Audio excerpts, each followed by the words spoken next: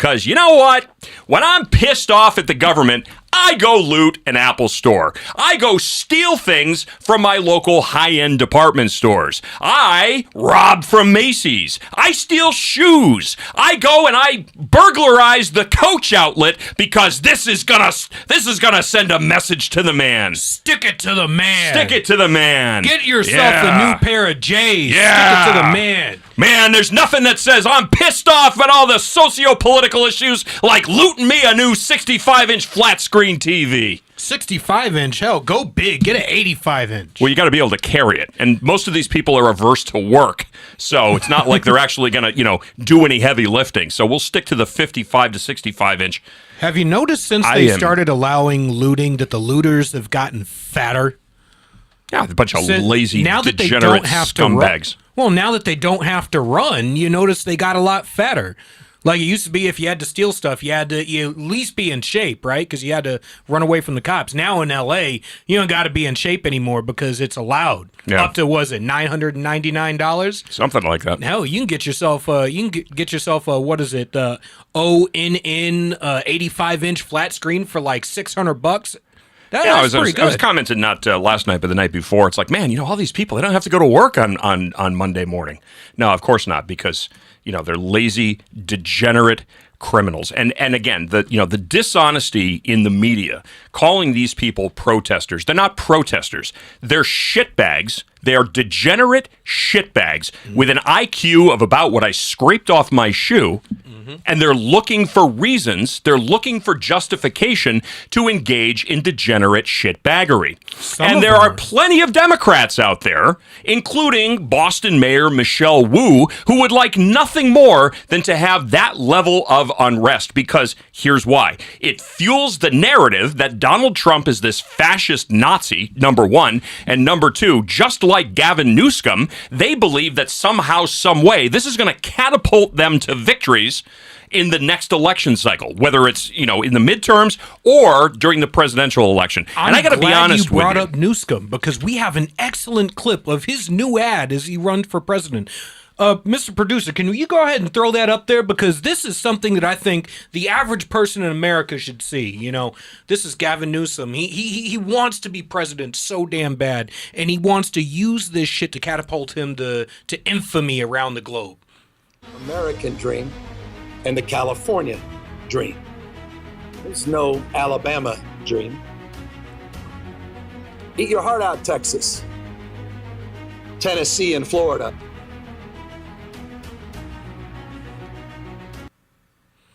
That's me right there. Escape from L.A. So, obviously, that was something that he was talking about. It is superimposed over the footage from the from the L.A. riots. But he's excusing it. He's excusing it. No, he wants it. Yeah, he's making it. And you know what? The left has been they've been clamoring for their opportunity to trash the Trump administration. And while, look, I don't agree with everything that Trump does. He just said he wanted to, put people in prison for burning the flag. I disagree with burning the flag. I think you should be punched in the face when you do it, especially when you do it in front of a veteran. I think you deserve a good ass whooping for it. I don't think that we should be weaponizing government in order to get rid of speech that we disagree with. It's already constitutionally protected free speech according to the Supreme Court. It's been the case for decades. But Gavin Newsom, the shitbag that he is, the governor of California, the worst state in the country as far as governance goes. And I just had this great conversation with a friend of mine, Aja Smith, who ran for Congress out in California. She goes, all of California is not like this. Not even all of LA is like this. But I was like, yeah, but the downside is, this is what comes out of LA, and this is what the politicians on the left are supporting. They can't even stand up. Oh, the only Democrat to be able to condemn what's going on happens to be John Fetterman. What world are we living in where the guy that I remember we were all running ads saying this guy is off his rocker, should never be in the House, should never be in D.C. Well, he's happens daring to be the last to reasonable Democrat, he's even remotely daring left. to challenge the Democrats. I want to talk about that flag burning issue here. So this is I'm gonna close that out. Let's see. Headline, Fox News, Trump vows consequences for, quote, animals burning American flags in L.A., slams those waving other countries' flags. President floating a 1-year jail sentence for L.A. rioters burning American flags, quote, automatic.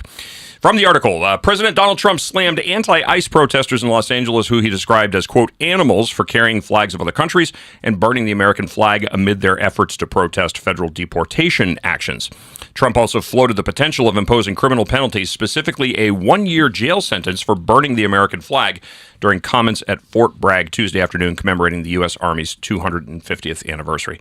As I've said before, folks, I am an equal opportunity excoriator. When you're right, you're right. And when you're wrong, you're wrong. And I got to be honest, this is not something that I ever want to see as disgusting and as reprehensible as I find somebody burning the American flag. That flag and the rights that go with that flag, the rights that are protected, those are rights that were paid for in blood, and it is the right to freedom of expression. Now, freedom of expression comes in a variety of different forms. The First Amendment, God bless it for what it is. Freedom of assembly, freedom of expression, freedom of speech.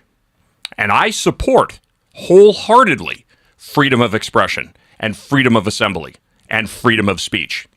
But what I don't support is criminal thuggery. I don't support looting. I don't support destruction of private property. I don't support destruction of public property. I don't support unlawful assemblies and unlawful gatherings. And I do not support assault and batteries, either on private citizens or members of law enforcement and first responders, fire, EMS. And that includes ICE agents. You don't like ICE? Great. Go and get yourself into an elected position, and if it's a constitutional motion, then make your laws. But it doesn't give you the right to engage in criminal thuggery on the streets. Period. End of story. And I got to be honest with you. When I see these people, these animals, they're not protesters, they're criminals. And when I see these protesters taking rubber bullets, when I see these protesters taking 37 millimeter and 40 millimeter foam, rubber and foam projectiles, I'm all for it. Lock their asses up. And, people, Gavin Newsom, very, very quick to condemn Trump for bringing in the National Guard, bringing in the Marines. Now, we can have a conversation about what the scope and limitations of their duties and their responsibilities and their jurisdiction happens to be, and we can get into that at a later point in time. But the bottom line is that Trump saw what happened in the Pacific Northwest. Trump saw what happened in places like Minneapolis. He watched cities burn. And what he's not doing is allowing that to take hold in LA. And I, for one, say, you know what? Good. More of it. Start showing force. Start using force. Use the force that is necessary to get these assholes to disperse, to realize that you're not going to go out there and have a temper tantrum. Now, I want to hearken back to about, 20 years ago, 15 years ago. Do you remember standing in the line at the supermarket, watching the 5-year-old have a temper tantrum because mom wouldn't buy him the candy bar? And so he throws the temper tantrum, and what happened? Mom gave in. And people would say, and I distinctly remember an example where this happened. Somebody actually said out loud, God help us when these people grow up. Well, congratulations. You are seeing the sum total of that, the end result of that. This is what happens when people who have never had parents kick their asses suddenly now grow up and think that the way that they get what they want to facilitate change, to facilitate dialogue, to make changes in their community is to go out and have a temper tantrum. Well, guess what? Your parents didn't kick your ass when you were a kid. So now it's time for somebody else to kick your ass, and it's not with love and nurture. It's with the intention to send a very clear message. Your behavior is not warranted. Your behavior will not be tolerated. And think twice before you decide to do this again. Your thoughts? You know what? I'm a staunch supporter of free speech. You want to stand while ICE is arresting criminal, illegal aliens, and yes, you are a criminal if you are an illegal alien. You don't have to commit an accessory crime on top of it. You are a criminal by your very nature of existing in the United States. You break laws every single day to remain in the United States illegally. That said, you have a problem. You want to protest our immigration system. You want to protest against ICE. Stand on the side of the damn road with the sign. You can hurl insults. I don't care. But as soon as you interfere with that arrest, you deserve to be arrested. You deserve to be arrested. As soon as you decide to assault an officer, you deserve to have your ass kicked. I used to be sympathetic towards these people. And you know, like, I understand. You want to escape the narcos in Ecuador and Guatemala and Mexico and wherever the hell you come from. I understand that. But now you come here, you take up services that American citizens should be getting. You stand at the front of every line. You get everything on the planet hurled at you and for your own benefit at the cost of American citizens, and then have the balls to wave a Mexican flag. If you like Mexico so damn much, get the hell out and go back. Well, you know, the bottom line is this. Nobody loves Mexico quite as much as somebody who refuses to go home. Yeah. That's pretty much where I'm at right now. And you know what? Like I said, I used to be sympathetic. I'm just not sympathetic anymore. My patience is worn thin. I don't, you know what? All 30 million illegal aliens in this country, get the hell out of here. And don't quote to me the 11 million illegal aliens by Pew Research. That is bull. That's not including gotaways. That's not including multiple surges. That 11 million number has existed since the 1990s and somehow never goes up, despite massive surges in caravans at the border, massive encounters in Border Patrol estimating for every one-day encounter that up to 2 got away. That's not, it's just asinine that we're even continuing to have this conversation as if being an illegal immigrant gives you some sort of right to exist in another person's country. This is like I said on my podcast. You don't get to come into my house and tell me that you belong there and then reach into my refrigerator and grab a beer and then expect me to not shoot your ass and kick you right back out the front door. No, I'm not going to hand you a beer. No, I'm not inviting you to stay for dinner. Get the hell out. You don't belong here. You came in here illegally. I just don't care anymore. Well, I think the big issue here is that is the very sense of entitlement that these people operate with. Now, one of the interesting things here, these ICE raids, and again, these ICE raids are targeting people who are existing criminals, or who have with criminal records, or people that have decided to no show to court hearings. Mm-hmm. Okay, so I mean, it's not like they're rounding up. It's not like they're rounding up family members. And you know what? Let me address that. Oh, and they're saying that they're going to their workplace too. Hold on. Let them go to the workplace. Yeah. There was some. You know, of course, we always have to tug at the heartstrings.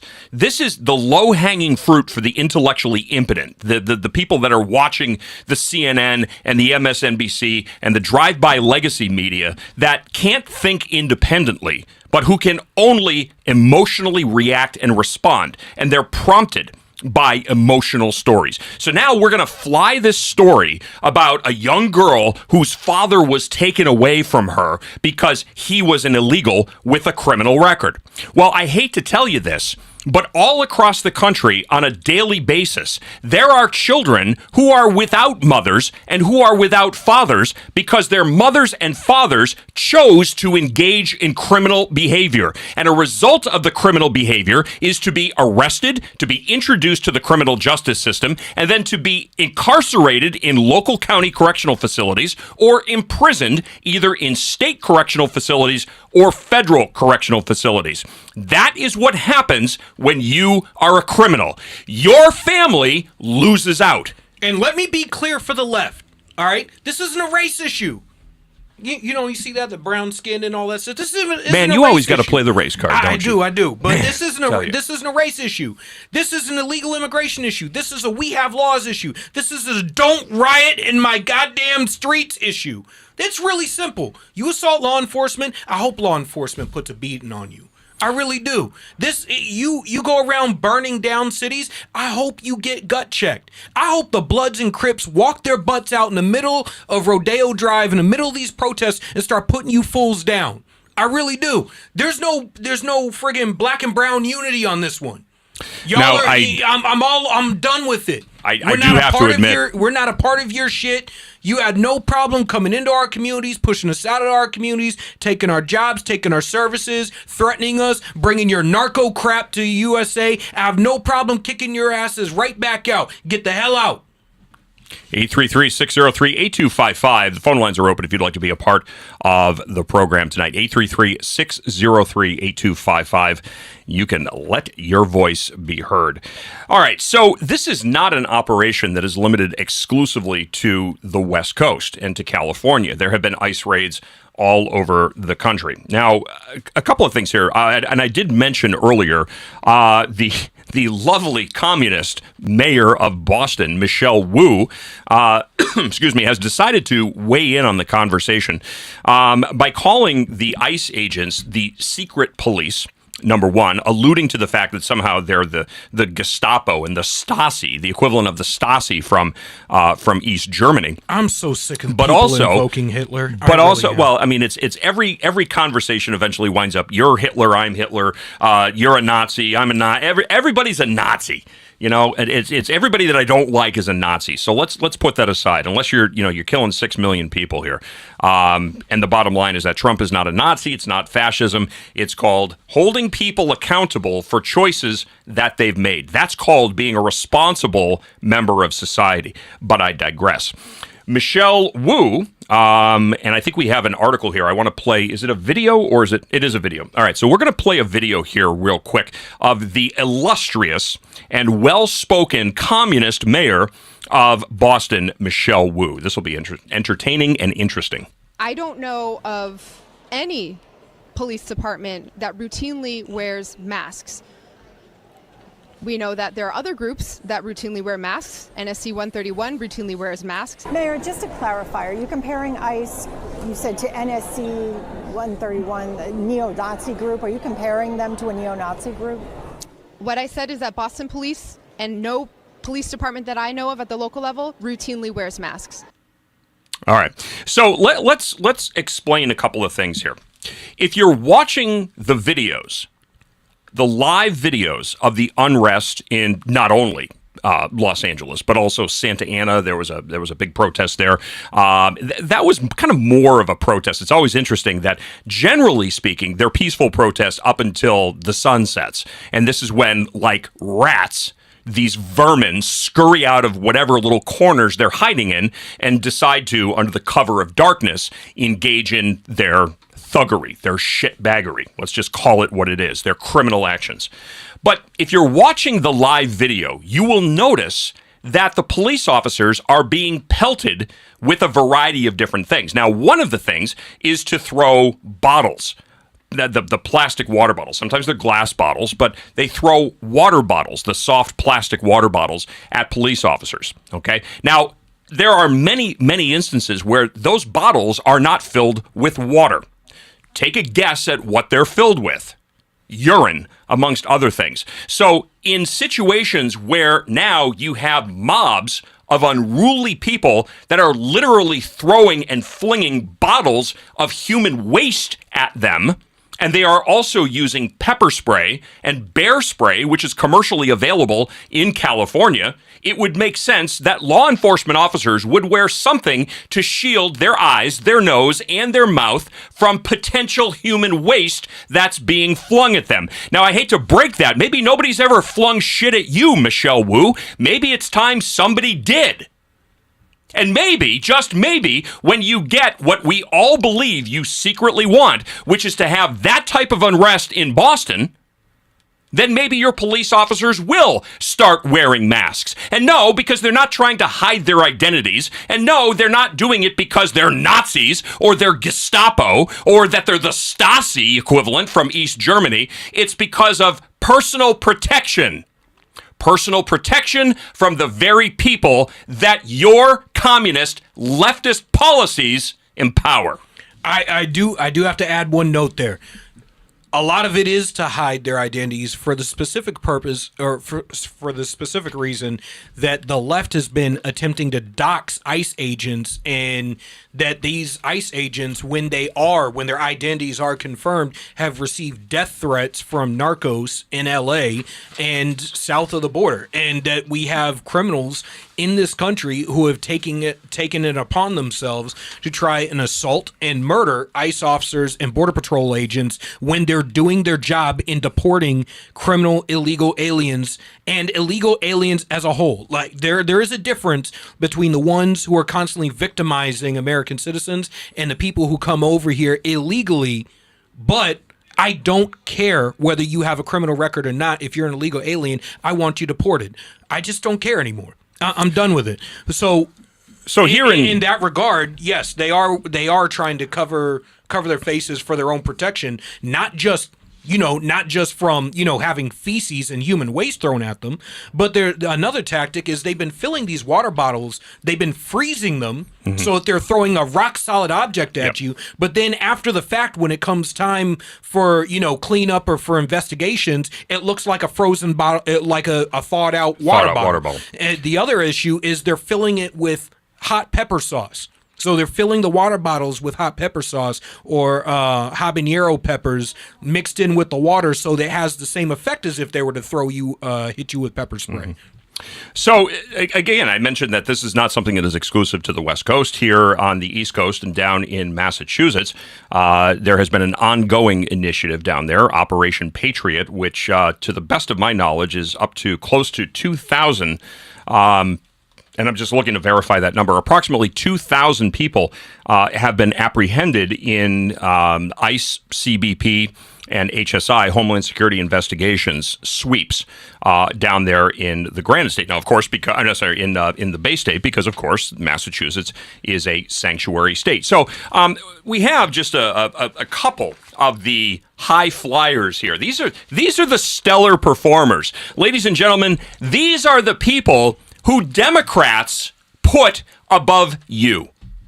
These are the people that Democrats are advocating for. They don't care about you because there isn't a single damn policy that Democrats espouse or put forth that has ever been beneficial for the citizens, the legal residents of this country. It's to protect degenerate criminal scum like, and I digress, but I go into it, Eswin Uriel Castro, a Mexican national with convictions for child molestation and being armed with a dangerous weapon with previous arrests for robbery and domestic violence. He has been previously deported. Rolando Enriquez, Filipino national with convictions for rape, assault, burglary, and theft. Cielo Bibar Ubaldo, a Mexican national with convictions for sex with a minor, narcotics violations, and hit and run. He, too, was previously deported. Amazing how he finds his way back into the United States. Anastasio Salinas, a Nicaraguan national with convictions for domestic violence, hit and run, and previous arrest for willful cruelty to a child. And yes, he was deported and managed to find his way back into the United States. Juan Antonio Flores Felician, a Mexican national with convictions for burglary, possession of stolen property, and receiving stolen property. He too, oh, you guessed it, kids, previously deported. Jaskar Aslambekov, a Russian national recently detained for credit card fraud in government assistance programs. Yes, deported and managed to find his way back into the United States. Miguel Angel Palafox Montes, a Mexican national with convictions for grand theft, narcotics violations, and identity theft, with previous arrests for battery and burglary. And guess what? Oh, that's right, previously deported. Crisadad Toy, an Indonesian national with convictions for narcotics, driving under the influence, and illegal entry. Yes, breaking into somebody's house. Yes, he found his way back into the United States as well.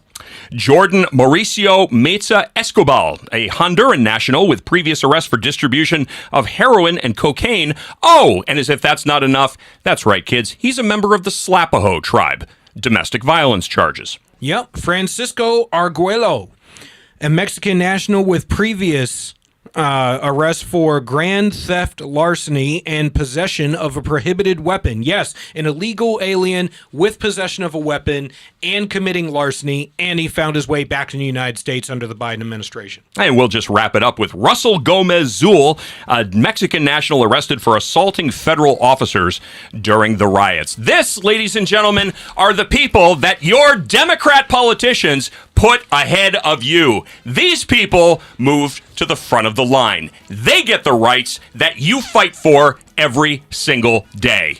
Pissed off? Good. You should be.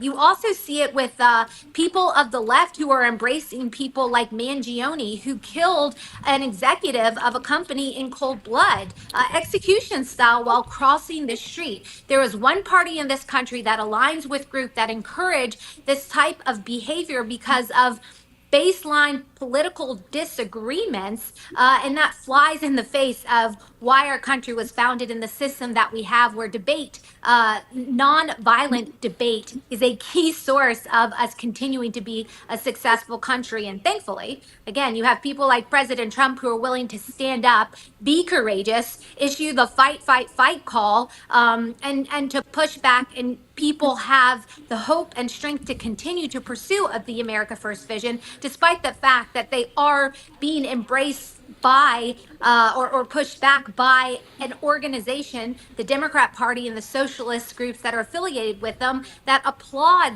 a violent approach to disagreements. The left has been calling for violence against anyone who opposes them for a long time now. And you know, Really? we have a couple different theories that are forming here in the studio. My theory is Trump is very pragmatic. He might see something that will hurt other Republicans, that will ultimately hurt his agenda, or something like that. That he's sort of getting on board with the hiding it thing. Right. Our producer Juan thinks that he's going to say it's not going to get released, and then it's going to get released, and he's going to have plausible deniability to say, no, I didn't mean to release it. Which I think, you know, that's Juan over there. I don't know about that. But I think Julian is more like Trump is scared of getting assassinated. I don't know. I say it more as a joke, right? Like, maybe the people who took a shot at him once will take a shot at him again if he releases the fact that, I don't know, maybe all of them are involved in visiting Epstein's Island. So, like, for example, most people in America really think that human trafficking is like the movie Taken or Sound of Freedom, and that's really just not true. So what are the you know, we see a lot of sensationalized statistics and a lot of politicized stories. What harm is that doing to the actual fight itself? It's great harm. So, like, for example, most people in America really think that human trafficking is like the movie Taken or Sound of Freedom, and that's really just not true. The idea that somebody's going to kidnap your daughter or your son off the Target parking lot and traffic them is just not what we see in the United States. Very, very, very rare is anybody kidnapped like that in America. That's not what happens. They find the vulnerabilities, they exploit those vulnerabilities, and then they get these people into positions where they're being forced to commit criminal activity so the trafficker can make money. But the idea that somebody's going to kidnap us or kidnap our kid is just not what we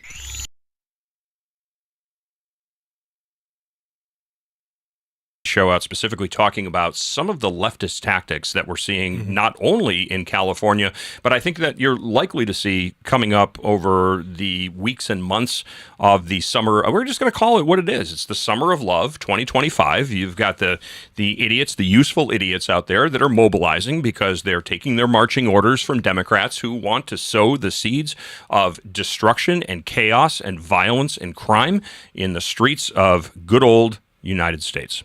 All right. Up next, we have Dr. Karlin Boroshenko, psychologist and independent journalist that analyzes and exposes and decodes the left and their nefarious tactics to get their proletariat revolution in the United States.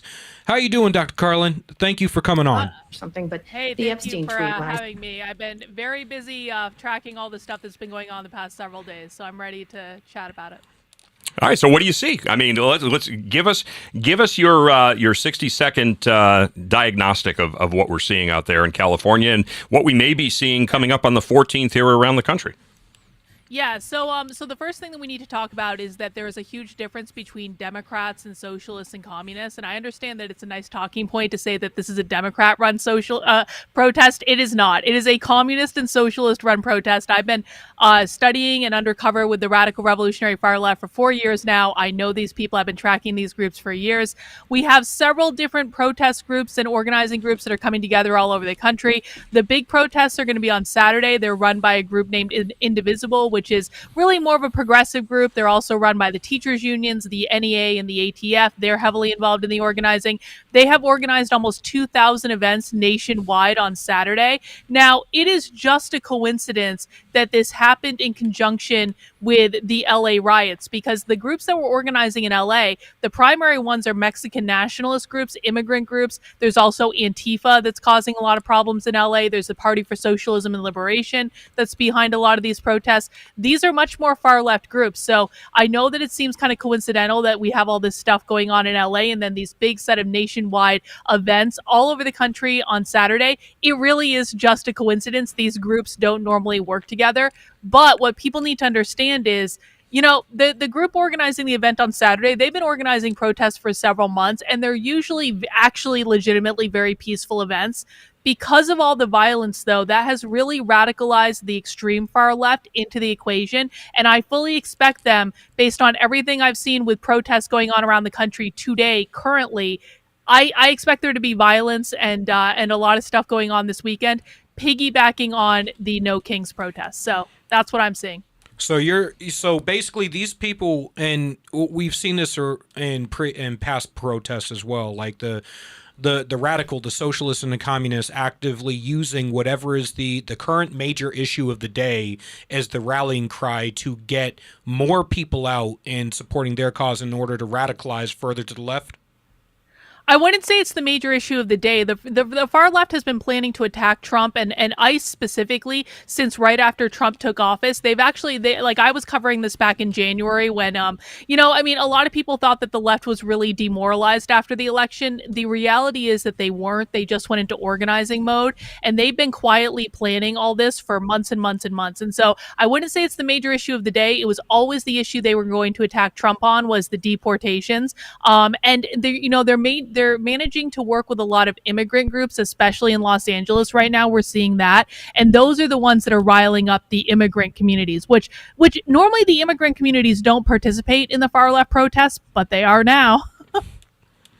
Damn. So basically this is the perfect storm happening right now. And what you're basically alluding to is while conservatives were taking a victory lap, or while the right as a whole were taking a victory lap after the election, you mean these people don't just operate within election cycles? They get active and mobilized at a local and state level outside of election cycles in order to push their agenda?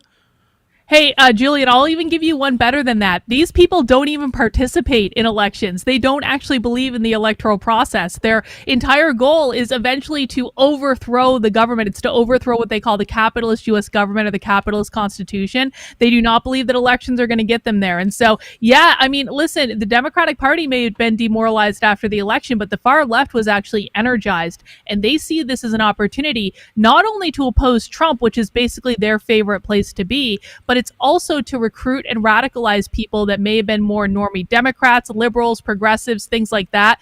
This is why it's so important to differentiate between Democrats and communists, because I know people think they're the same thing. They're not the same thing in any way, and the real far left is far more dangerous. So this alludes to conversations we've had in the past. I often use this. I use the idea of, and it's probably my most famous quote and most used quote is, systemic racism is intersectional Marxism, highly focused in urban economic centers where there is no cultural, ideological, or political machine to combat the death, poverty, and destruction before they perfect it and import it to your communities via the education system and popular culture.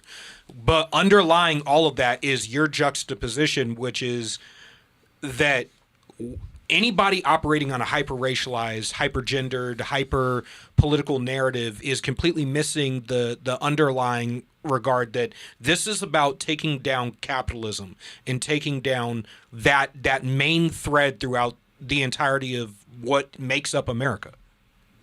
Yeah, I'm going to make it real easy. And listen, you don't need all those words to describe what systemic racism is. That's a lot of words, bro. I'm going to make it real easy. Systemic racism is the system that upholds racism. The system that upholds racism, according to the far left, is capitalism, because they believe that capitalism built the system of racism in the country in the first place. And so, yeah, all these issues, and I understand this might be difficult to understand, but like the left, the real far left actually hates identity politics. Why do they hate identity politics? They don't want there to be any identity.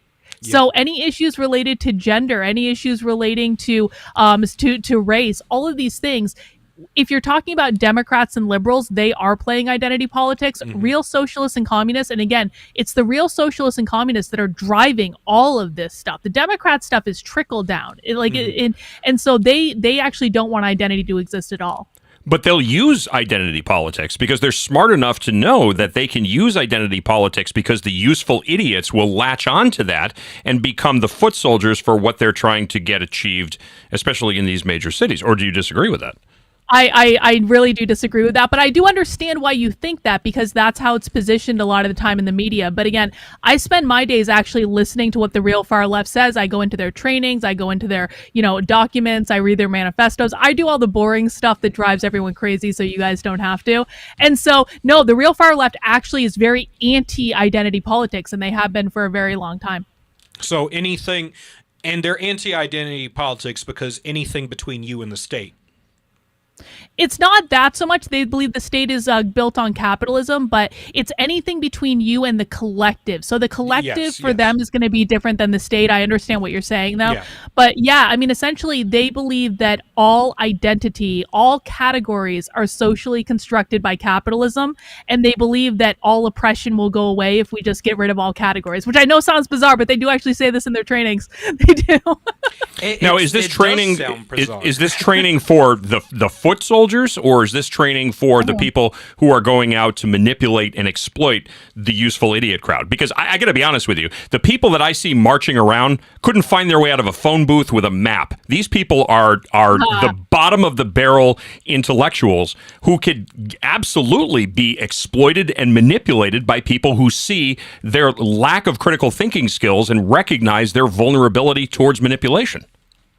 Yeah, again, I'm going to say with all due respect, I have to vehemently disagree. I've been undercover with these people on multiple occasions, and they're not stupid. They're not dumb. Now, I think that the conflict comes because they do speak a completely different language than you do. And oftentimes this is the biggest challenge in people understanding the left. And I'm not trying to make anyone feel bad, but it is just, it's like putting a French speaker and a Chinese speaker in the same room and expecting them to be able to communicate with each other. Both of them are going to sound dumb to the other person, right? And so we're kind of dealing with the same thing. The left is actually very organized, very strategic. I don't actually even agree with this distinction between foot soldiers and true believers, because the foot soldiers know exactly what they're doing. And yeah, I mean, I've gone into leftist trainings over and over and over again, and I've asked like the same basic questions about, do they understand that everything is about capitalism? Do they see things in terms of identity or race? And universally, they understand exactly what the far left is teaching. It really is in all their trainings. I mean, how I got into this is I started listening to DEI trainings, and all of this content was in DEI trainings. Then I just kept going back to the far left, and it turns out that's where it all came from in the first place. So are you suggesting that the people that are out there rioting in LA actually have some foundational understanding of this leftist movement? Because to be honest with you, the people that are out there waving Mexican flags and throwing rocks at police officers are nothing more than criminal thugs who have found an excuse to go out and engage in shitbaggery. And I think personally that, I mean, I understand you're talking about the trainings, but these people, the people that are out there engaging in this activity, how many of these people are going to podcasts or watching videos or attending online training so that way they can understand the finest inner workings of Marxism? More than you would ever dare dream, Keith, because the far left actually builds their entire organizing apparatus on education. Education is the number one thing that they do. Now, what you are correct about is there are absolutely people in Los Angeles, especially, is a great one to look at because most people have seen it, that are doing like really low IQ things. They're throwing rocks, they're looting at stores. Part of what's going on in Los Angeles is, again, the immigrants groups don't normally protest with the real far left. So you have to take the immigrants groups and kind of put them over here.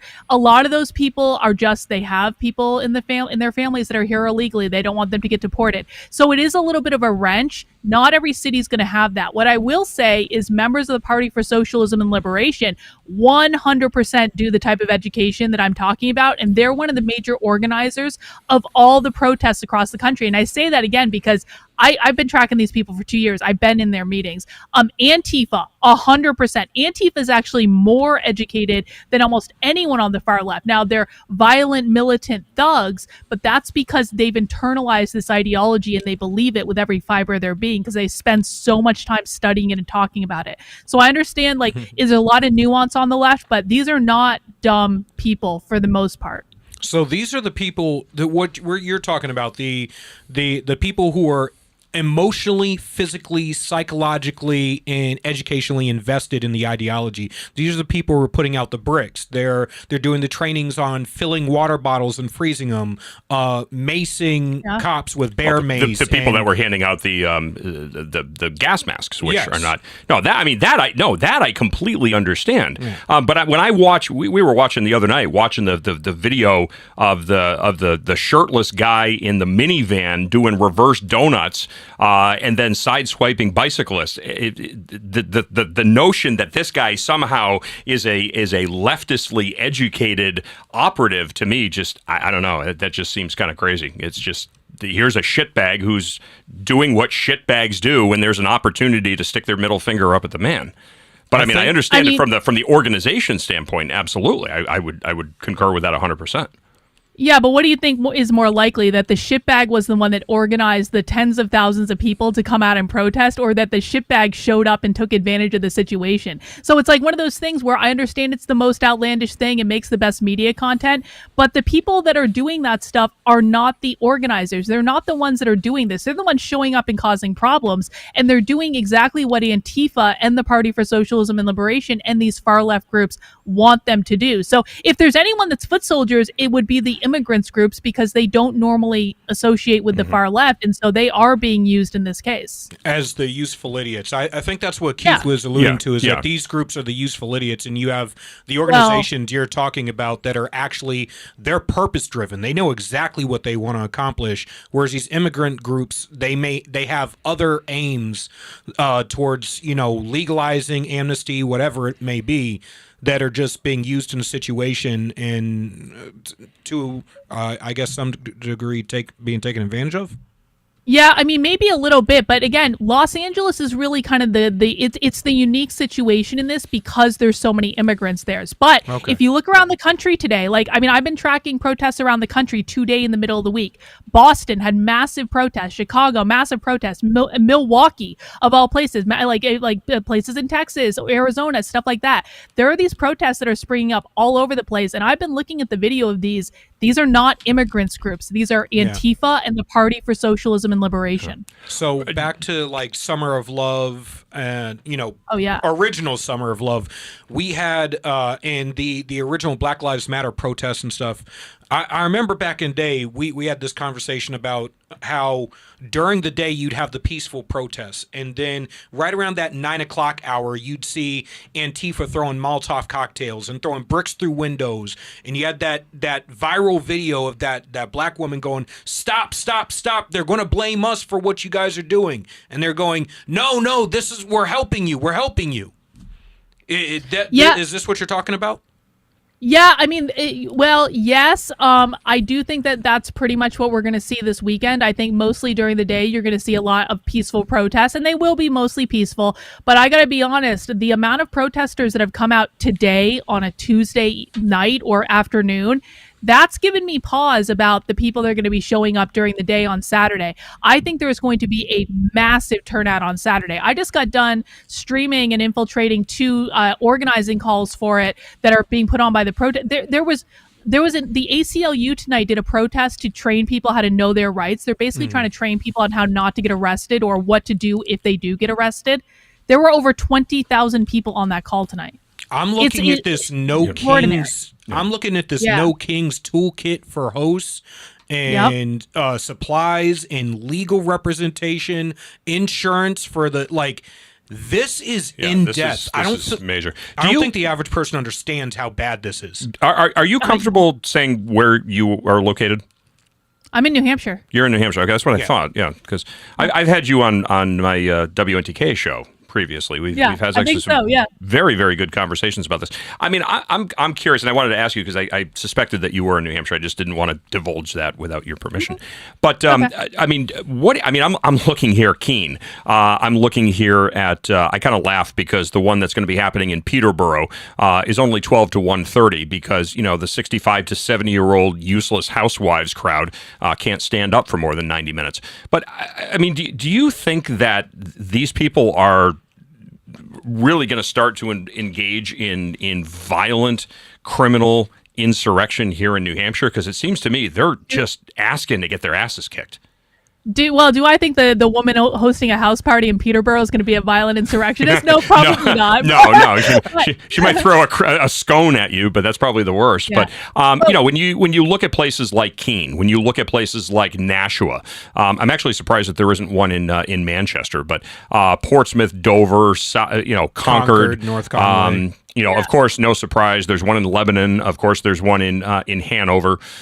There's one in Enfield, New Hampshire. I don't know. There's 15 people that live in Enfield, New Hampshire, and they're going to have a rally in their town green. What do you think the likelihood is that this is going to devolve into something that is really going to be sinister?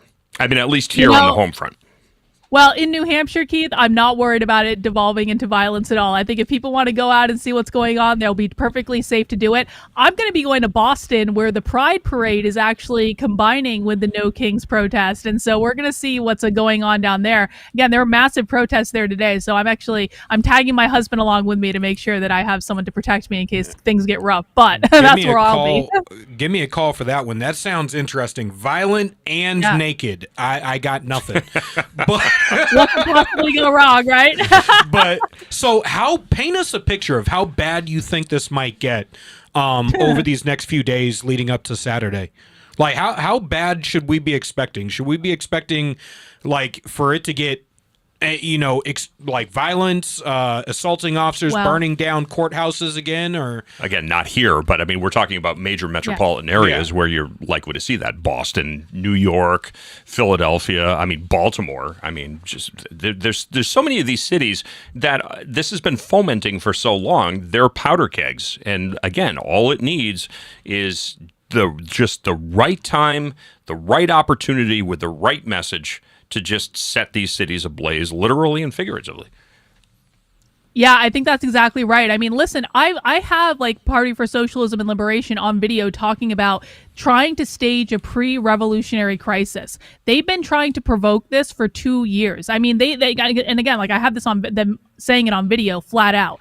And so I think that this is one of those instances where you've got extremely far leftist groups that are trying to provoke confrontation with the cops. That is the purpose of this. There are people in far leftist groups that volunteer to get arrested, that train to get arrested, that are up at the front of the lines, purposefully trying to get in the cops' faces and provoke them to do something. And once they do something, they get it on video, they put it out all over the place. That is the purpose of what they're trying to do right now. And I think that I personally am very worried that you have one wrong move. And we're talking about, 700 Marines going into Los Angeles. And listen, I'm in favor of all that. I want Trump to go into Los Angeles with overwhelming force. I don't even think he's doing enough. But you take one of those Marines and one of those Marines makes a mistake and we have a whole new ball game. So we were just talking about this online, about these Marines. I don't think the average person understands. We are not law enforcement. The best case scenario, they send in LE Battalion, First Law Enforcement Battalion, which is a combination of all the MP companies on the West Coast. They send them into LA, and at most they can help with riot control, but they can't detain anyone because that's a police action. So they can protect ICE, but as soon as it gets outside of protecting the federal courthouses or protecting federal officers, outside of that, when it comes to actually detaining people or locking people up or anything like that, their hands are tied. Yeah. I think people think that there's going to be a lot more force in Los Angeles than there is, and I don't know if Trump has the guts to do what it's going to take to put this down, and I really am very concerned about what it means for the rest of the summer. Unfortunately, I think this is all, pretextual leading up to the only thing Trump can do in order to make the nationalizing of the National Guard or the sending in the Marines effective as far as actually squashing this is you're going to have to invoke the Insurrection Act. You're going to have to invoke something that actually makes that force. It's coming. It's definitely coming, because that's the only reason I could possibly see, as far as a game of chess here. It's the only reason I could see sending my knights and rooks into downtown LA. Yeah. Well, and again, and they're there for one reason. They're there to protect the federal buildings. They're there to protect the federal. They're not to federal employees. They're not there to provide, either secondary or tertiary support for local law enforcement. They're not force multipliers for LAPD or for the sheriff's department or anything else like that.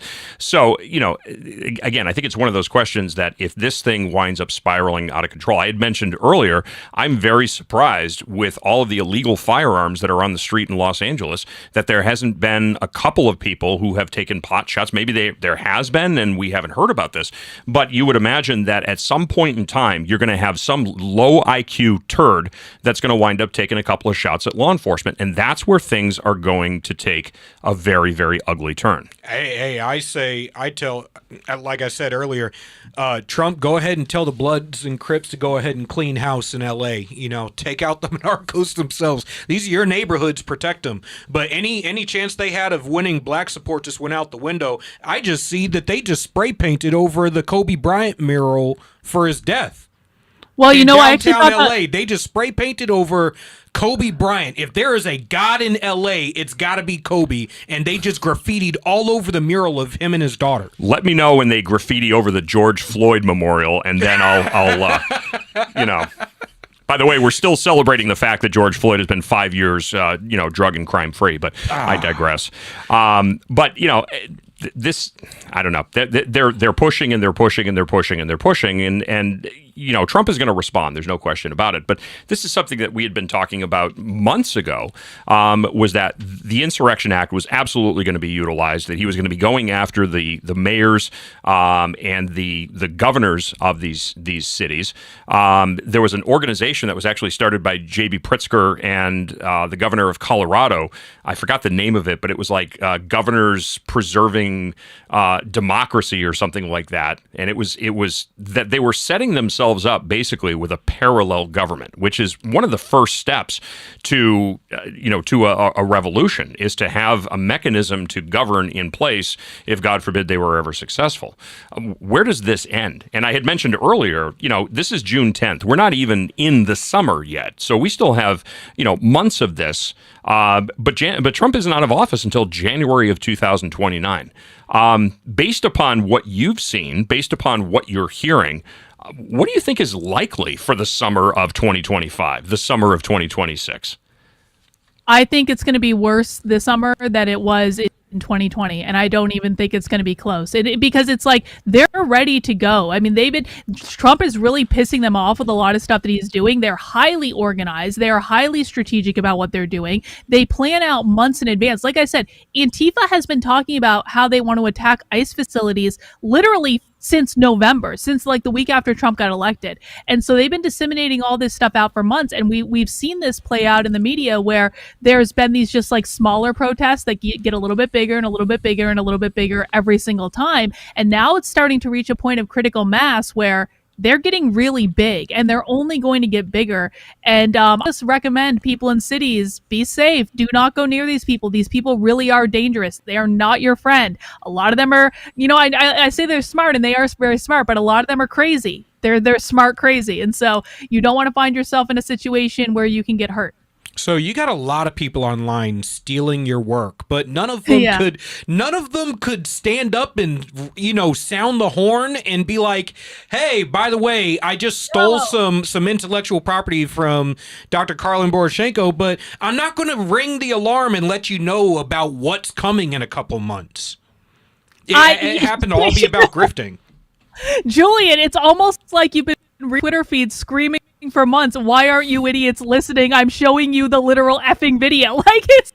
No, but this is the conservative grift machine. And again, I would encourage everyone, if you want to see the sources, you never have to take my word for it. I will show you the left's video. I will show you the full primary sources. Come and find me on YouTube, Rumble, X. Come find my Substack. It's carlin.substack.com.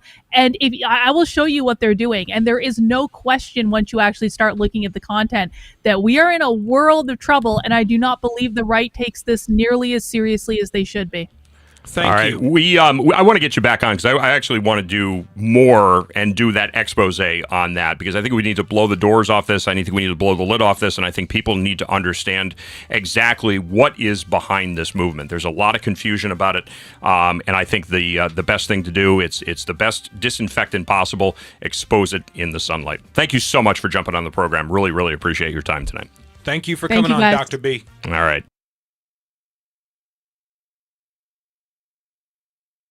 That's the reason why Congress has such a low approval rating.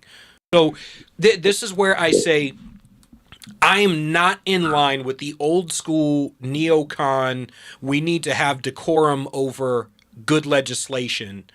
And I'm also not in line with I just want me a good conservative fighter who's going to stand up and say the shit that I want to be said, even if they don't get anything done. Because I don't see that as productive either.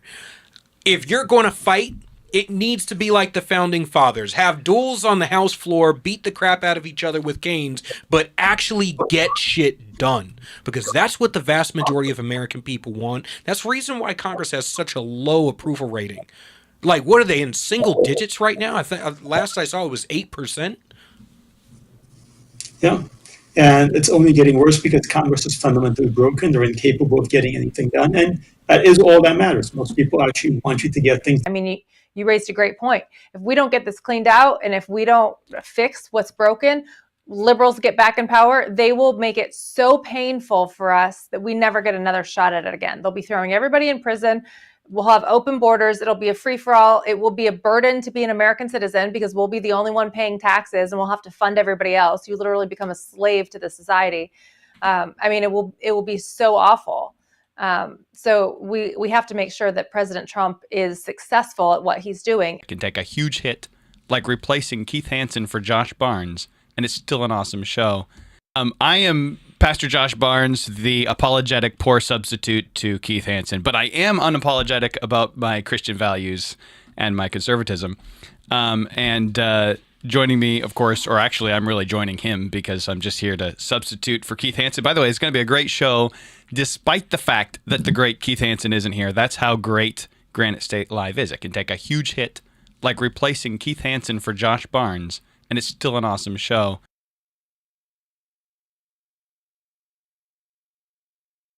So it brings me great pleasure to bring and welcome to the program Deputy Edgar Vasquez Silva, Sheriff's Deputy from the great state of Mississippi. Deputy Silva, welcome to the program. Great to have you, sir. Hey, thank you for having me.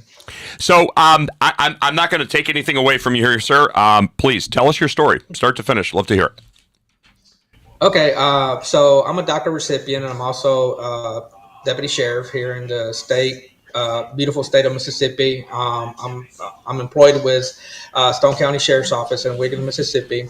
I came to the U.S. when I was 3. My mother brought me here for a better life, a better future. I didn't have a choice. It was one of those things where she just brought me here for a better life and a better future. I went to school and learned the language, learned the culture, and then after that, I was once I graduated high school. that's when I realized that, being a citizen here, to get a job, was going to be a big factor, in which I didn't even realize you had to be a citizen, because those things don't pop up when you're a kid. So as time went by, I was able to work, but I had to work like hard labor, and work with other people that didn't have any kind of status or any kind of paperwork to work in any kind of jobs.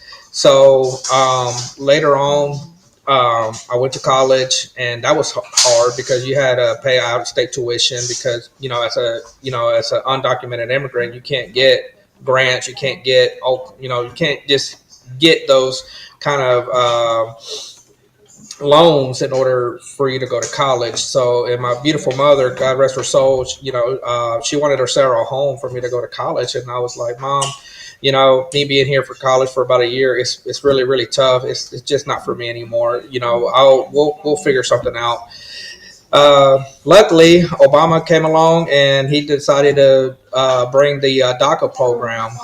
At first, it was the DREAM Act, and sadly, it didn't pass. We were really, really hoping that it would, but it didn't. So later on, DACA became established. So I got on to I signed up for DACA, and I could prove all the years that I've been here, and that really, really helped me out a lot. So once I got DACA, I was able to work, get jobs, be able to pay taxes, and I worked in management. I ended up working security. But something in my heart always told me, you know what, I want to do something, like in the service. I want to give back to the country that has given me opportunities, even though I never got deported. And I just kept telling myself, you know what, I really want to join the service, whether it's military or whether it's law enforcement. But the military wouldn't accept me because at that time you had to be a citizen. And I just don't see how some people can say you can join the military, they'll take anybody. Well, I tried and it didn't work. So later on, when I hit 30 or 31, that's whenever I decided to say, you know what, law enforcement it is. So I went to a part-time police academy, and I was able to graduate there. It was 40 applicants. I believe 23 were accepted, and only 6 of us graduated. So I was the first DACA recipient to ever graduate at a part-time police academy.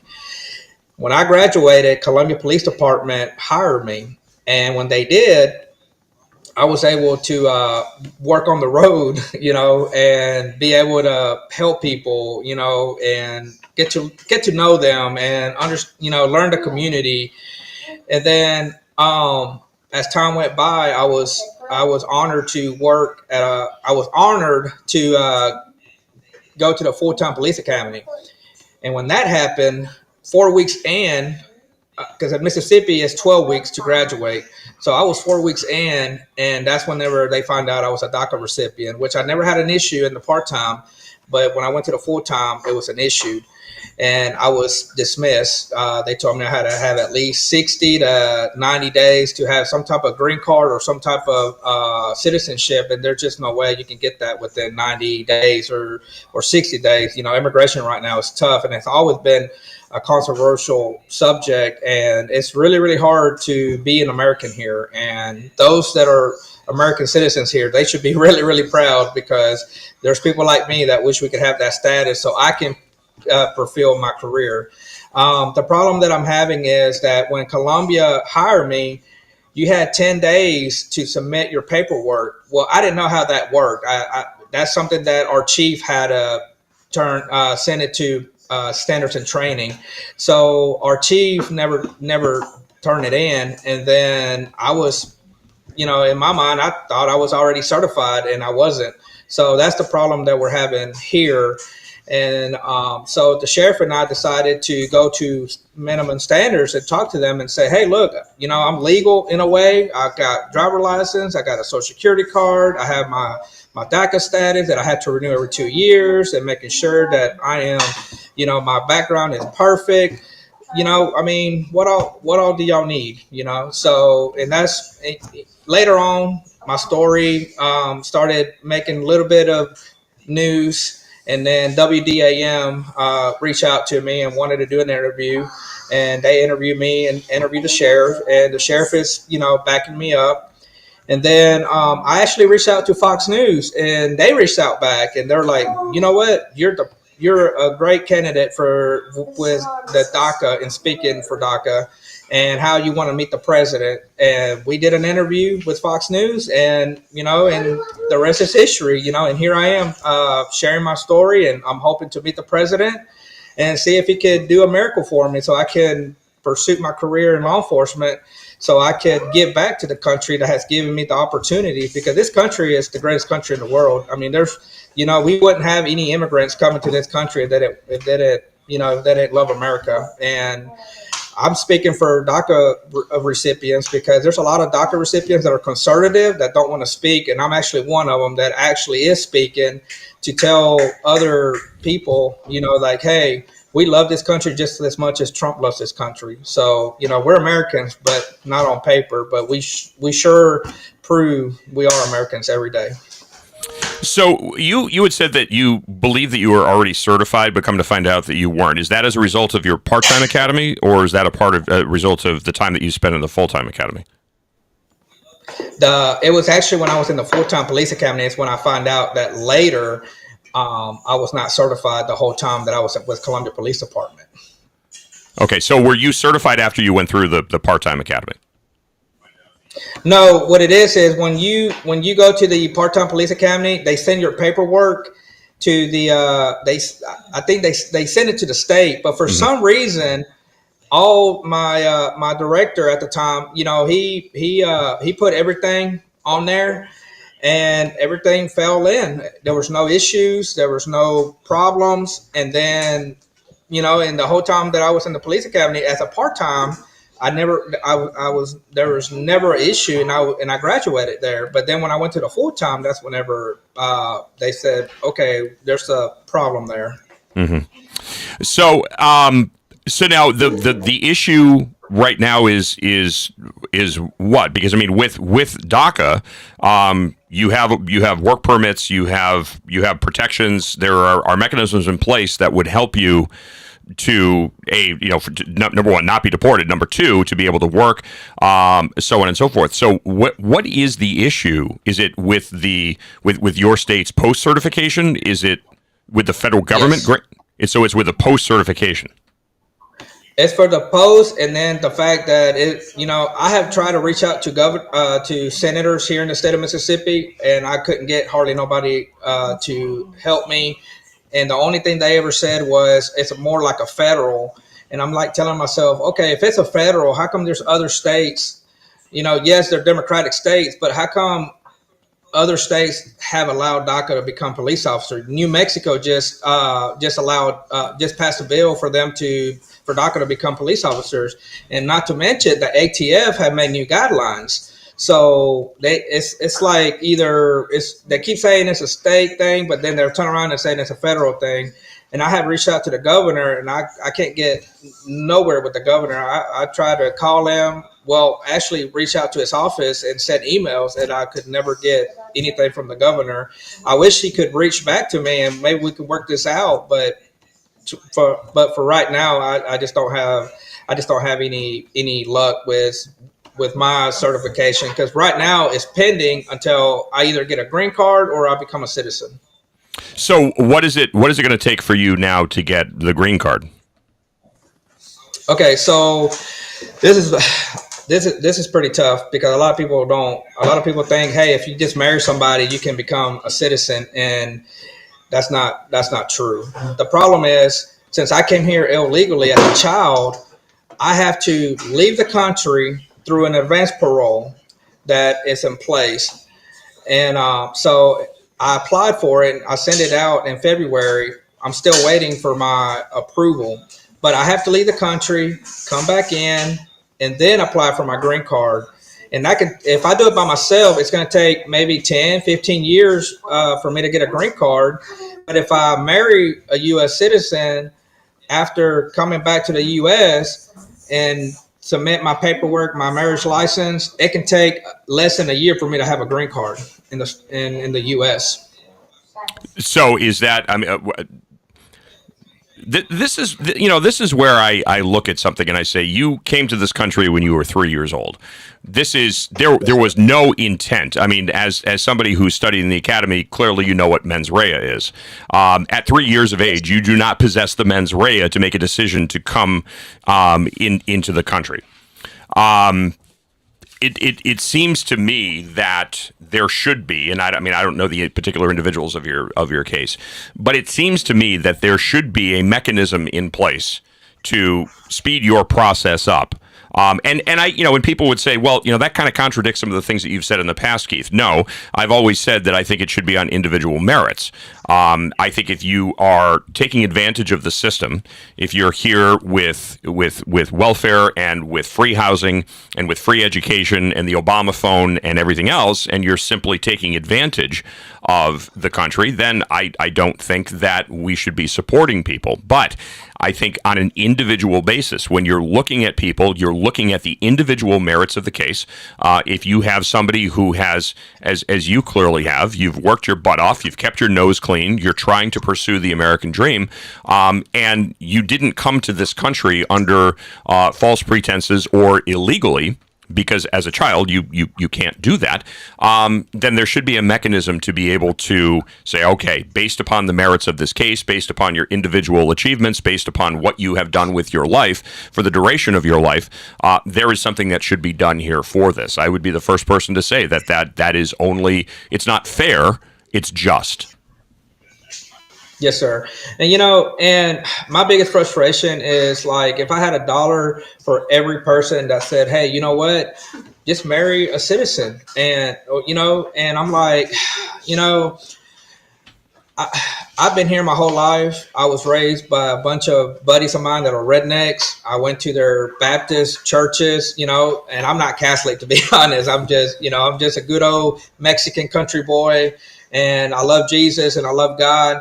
But in the Bible, it never mentions about marrying somebody because you need something from them. If I marry my fiance, it's because I love her. It's not because I need something from her. And, we've been together for 4 years, but it's one thing that goes in the back of my mind. And I'm just like, I don't want her to feel like this is why we married each other. If I marry her, because I love her, and if you marry somebody, it's because you want to build something together, build an empire together, and it's because you love them, not because you need something from her or she needs something from me. And when I have to go to immigration and explain to them, for an interview, because there can be something where they want to do an interview and see who you are, and it's one of those things that I hope and pray they don't ask me, well, did you marry her because you needed papers, and I'm like, I can't sit there and lie and be like, well, no, I didn't marry her for papers, but it's just one of those things that is really, really frustrating, and I just want people to know that, that's where I stand with the marriage and speeding up the process. I wish that it could be easier for people like me that have put the dues, contribute to the U.S., paying their taxes, and don't have any kind of criminal record, and all they're doing is fighting for their country like I am. Like I put my life on the line every other day as a transport deputy, without carrying a gun, because I can't carry a gun here in the state of Mississippi because of the law that says you have to have a green card or you have to be a citizen in order to carry in the state of Mississippi as a law enforcement officer. Yeah. So, So you're wearing the uniform now. Are you currently employed by the Stone County Sheriff's Office? Okay. And what capacity? Yes, are you in a civilian non-sworn position? I'm actually okay. So I'm a transport deputy, and I have to be with someone that actually carries a firearm. Okay. So like I work for the department of the sheriff's department. And we work for taking care of, dealing with inmates, taking them to the justice court or taking them to circuit court. And then it depends, too, sometimes where if we have somebody that don't speak Spanish, if it's outside of Stone County, I can actually translate. But if it's inside of Stone County, I can't translate because it's a conflict of interest. So that's what I do right now as a transport deputy. Okay. And, And like the sheriff said in the past, you earned your stripes to be a deputy. So we're not going to take that away from you. It's not like you never went to the police academy and didn't do anything, So, and I just want people to know that I actually I worked to be where I was at. I went to the police academy and I was about to finish the full-time police academy, but because of the DACA status, I got dismissed. But thank God I still have a job in law enforcement because it's the biggest. It's my passion, and I wouldn't trade it for nothing in the world. I can tell you as somebody who's been in law enforcement since 1995, I give a lot of credit to the detentions guys because I don't have any problem going out and locking them up, but I would not want to have to babysit them. And more to the point, I would not want to be doing prisoner transports for DOC without a firearm. So if I had a hat on, I would tip it to you. A couple of things that I'm just thinking of here, and I'm first of all. How plugged in or juiced in is your sheriff with your capital city there? Because it seems like as the chief law enforcement officer for Stone County, that man could be rattling some cages and saying, hey, you know what? I'm going to make some noise down here, and I'm going to make some noise until somebody in that Capitol building listens. How far has he taken this up the food chain?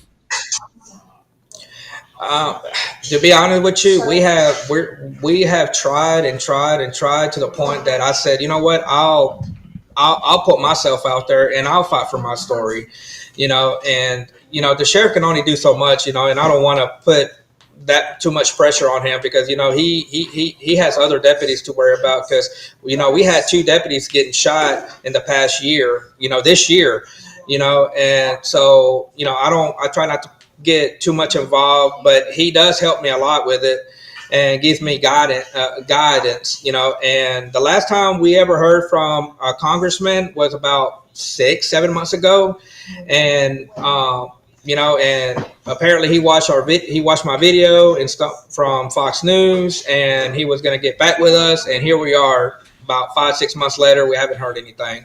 So like I said, I gave up at the Capitol in Mississippi. And now I'm trying to take my story further and maybe take it to the White House. And hopefully I can meet the president and see if he can bless me with the biggest miracle of my life, just like he did for DJ, that precious child at the, I think it was the United Nations, or no, not United Nations, the State of the Union, or wherever Trump went to speak with, with Congress. I wish I pray that he can do something similar for that, to me. Have you are you familiar at all with the Federation for American Immigration Reform? No, sir. Okay, so and I'm going to have my producer get some information to you off air here. But the Federation for American Immigration Reform, they're at FAIR, FAIRUS.org. I would imagine that there's some resources over there. Being one of the largest organizations dealing specifically with American immigration reform as a lobbying organization, they are plugged in with some of the top. And also including, they've done, they actually did a meeting in the Rose Garden with Vice President Pence, and going back, of course, to Trump's first administration, where there were about 350 sheriffs, elected sheriffs from across the country, who were attending immigration reform meeting with Vice President Pence in the Rose Garden. They are very, very plugged in, and I think that this would be a very interesting story for them to take a look at and see if there's, especially with the number of people, like I said, that they are plugged into just a few blocks away on Capitol Hill, that may actually help you to gain some traction there. Because this I think is one of those stories, and that's one of these instances where. Listen, it's not an issue of being fair. I always quote my 5th grade teacher when she used to say, fair is something you pay to get on a bus. This is life. But this, I think, is really an issue of what's right and what's just.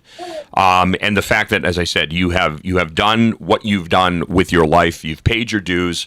You have certainly put your best foot forward and established that you're here, excuse me, to maximize the American dream and to make a difference for both yourself and more importantly, your community.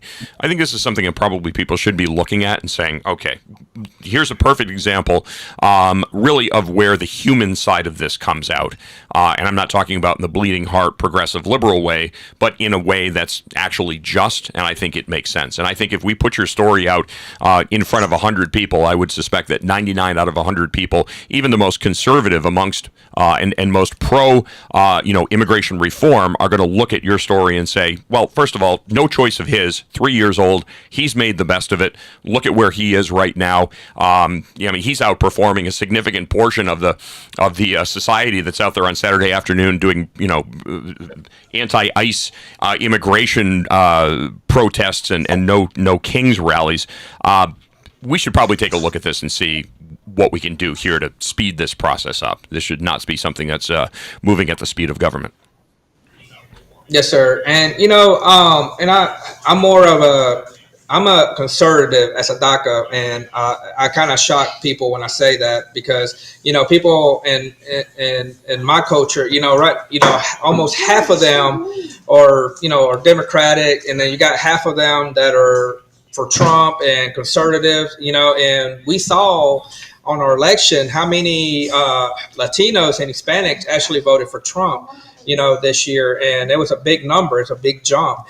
And I tell people that, I got, I don't mean to get all political, but I gave up on Democrats a long time ago when I actually understood, where their mentality is and how they believe things, and they have 13 years to fix this problem, for people like me. But instead, they just, they go out there, they make all these promises, and they don't deliver. And then when Joe Biden was in office, the first thing he does is open the border. And I'm just like, come on, man, can you not fix the legal immigration, like people like me, or immigrants that have been here their whole entire lives, that never committed a crime, but just came here illegally like I did. And they have tried everything they could to get some type of immigration status, some type of green card, some type of something. And it's like nothing. They preferred the illegals and give them all the benefits that you and I and all our homeless and our veterans did not get, being here. For those 4 years, they got all kinds of benefits and all kinds of money and everything that, like I said, that you, our veterans and our homeless and our citizens did not even get, and I just got tired of it. I'm tired, and I get, me speaking up and speaking for not just myself, or for DACA community and other immigrants that don't want to speak because they're terrified that they might get called a traitor or a coconut. My family do support me, and I do have some that don't support it because I support Trump. I support Trump in different ways, but there's some things that I don't agree with because I feel like they need more work, on immigration. I feel like Tom Homan, Kristi Noem, and I think Stephen Miller, I feel like they need a little bit more work and actually go after the ones that are actually been here that have committed crimes after crimes after crimes. And they never done anything to contribute to this country, but just get in trouble. I feel like those should be gone, and the ones that have been here their whole lives that are contributing to the United States, I feel like there should be some type of immigration reform, but don't make it so hard for us, because at the end of the day, immigrants like me and DACA recipients like me, we want to be Americans because we're just as American as Trump is. And I want him to know that we love this country, and Democrats are not helping us. And we're asking him to help us out because he tried to help us out the first term. If you remember the first term, he offered pathway to citizenship for immigrants and DACA recipients in exchange for the border wall. And the Democrats rejected that. Nancy Pelosi blocked it. And I'm like, look at where we are right now, Edgar. We're 21 days into a shutdown, 11 attempts, 11 votes, and Democrats dig their heels in because I got to be honest with you, they don't give a rat's ass about people like you. They give all of their attention and all of their crocodile tears to people that are coming across the border illegally and that are monetizing the drug cartels in this country. But people like you, and by the way, because you're a law enforcement officer, oh, you know what? You're Satan. You can go to hell because they don't care about you. And they don't. And I'm glad to hear that, you kind of seen where the Democrat Party has left you.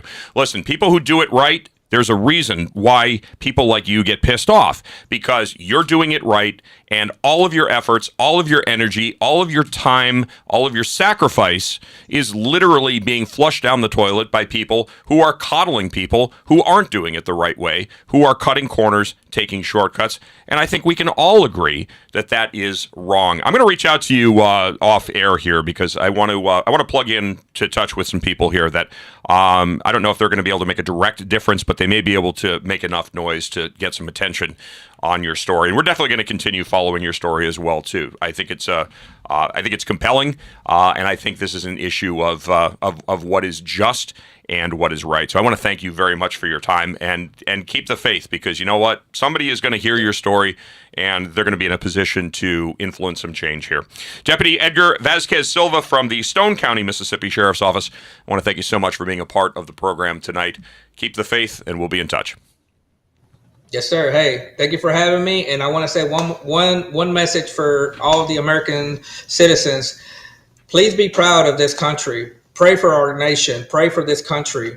There's a lot of people out there that wish we could have that status. And, just know that people like me, we love this country just as much as you do. So always be proud to be an American, because there's a lot of people like me that wish we could have that status. And God bless you all. And pray for our country, pray for our president, and let's move forward. All right. Thank you. I couldn't say it better myself. Thank you so much. And we're going to leave it on that note.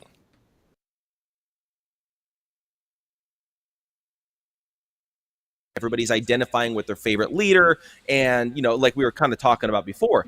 Well, I realized that a lot of these tactics that are being employed to make this happen are the exact same tactics that the cults actually use. People like Charles Manson, people like Jim Jones, Scientology. One of the newest threats, even though it's been around since 1956, is something called nitazines, and this is a synthetic opioid that is up to 40 times stronger than fentanyl. I mean, essentially, you're getting to the level where Narcan is not going to work on you anymore when you have carfentanil and you have nitazines. Now, xylazine being present in any type of fentanyl cut agent or any type of drug that's laced with this, if you have that anesthesia and the tranquilizer aspect, Narcan's not going to work on you. So we're seeing much more prevalence of death even when people are trying to be safer.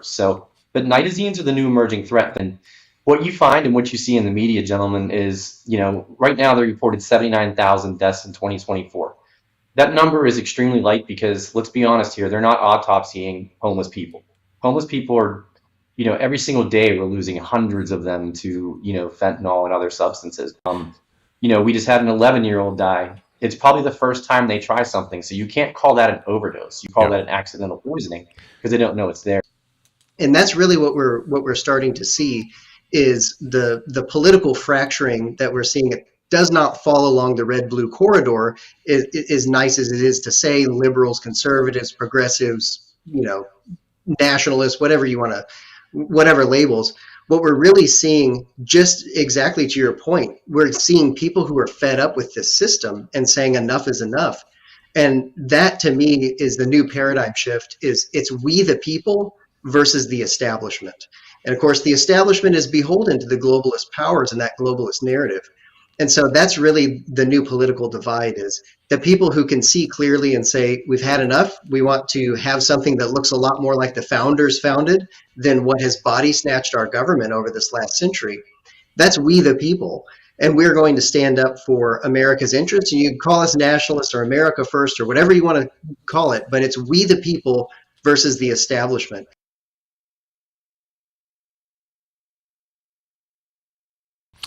All right, speaking of rats, the United Nations and Klaus Schwab and globalization and international power and Just reminds me of the Tears for Fears song, Everybody Wants to Rule the World. Wayne Morrow, Chief Executive Officer of the John Birch Society. It is great to have you back on the program, my friend. How are things? How are you? How's it going, my good old friends in good old New Hampshire? Live free or die, not and die, right? No. Live free or die. We want to live the best life possible.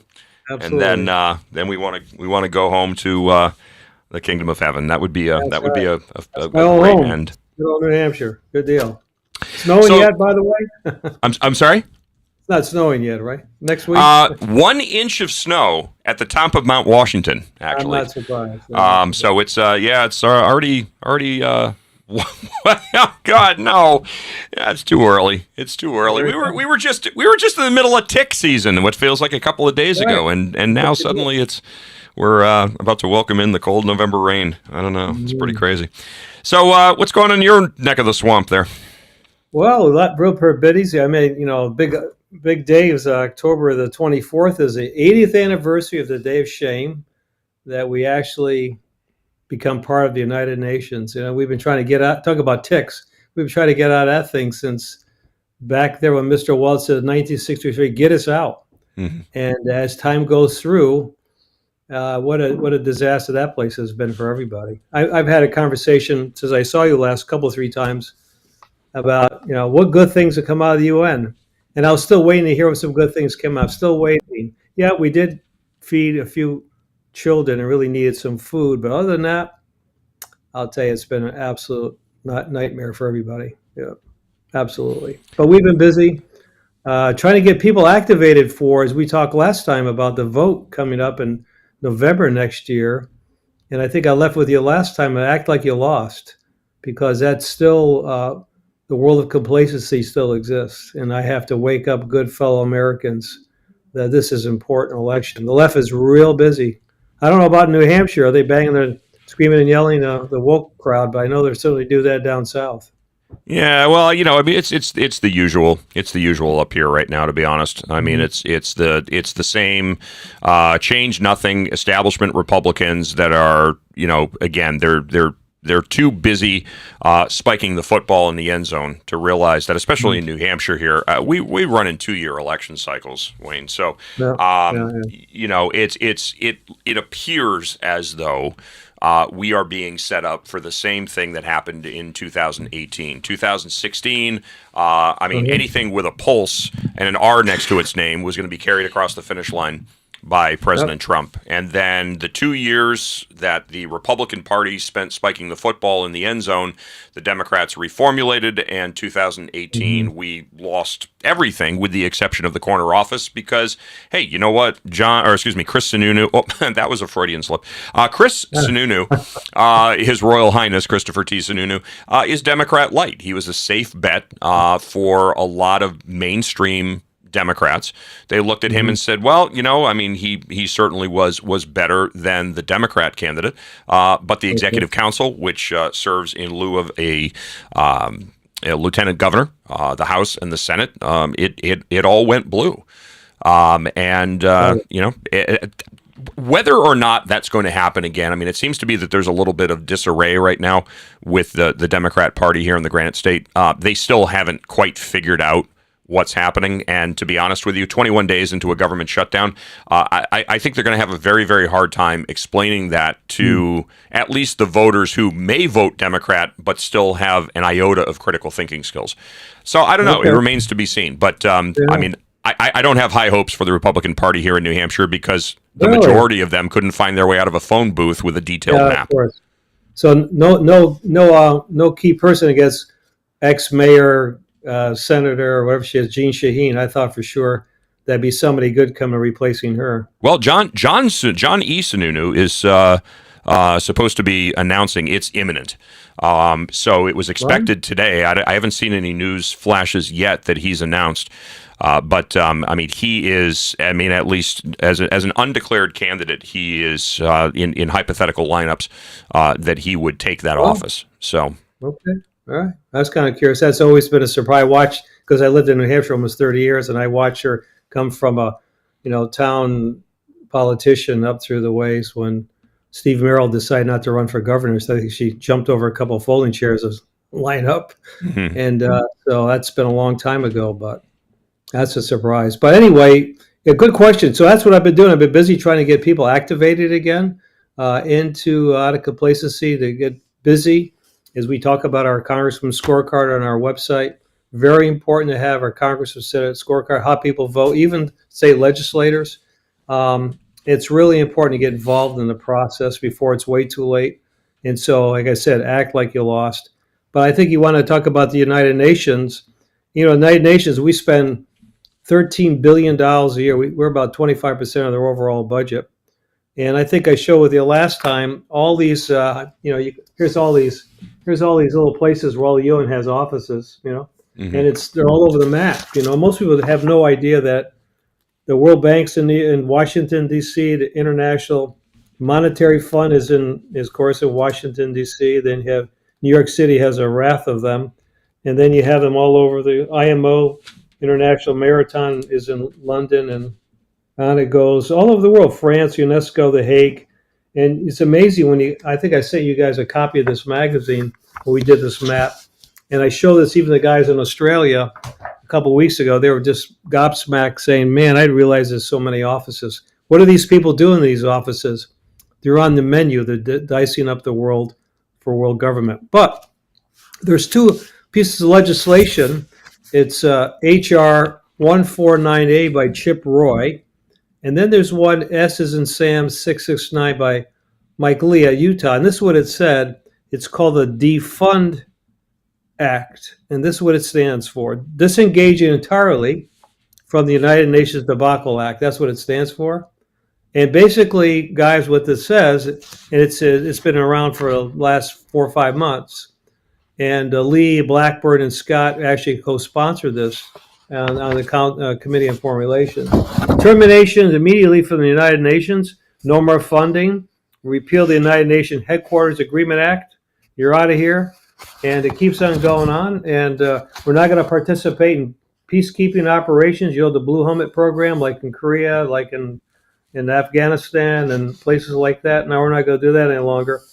And you get out of our property, no more diplomatic immunity for all the folks that are actually in that organization. Get us out of the WHO permanently.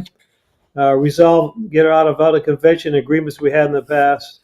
And never to enter again to the United Nations. No more reentry. That's what it says basically in the bill. Pretty cool, huh? S669.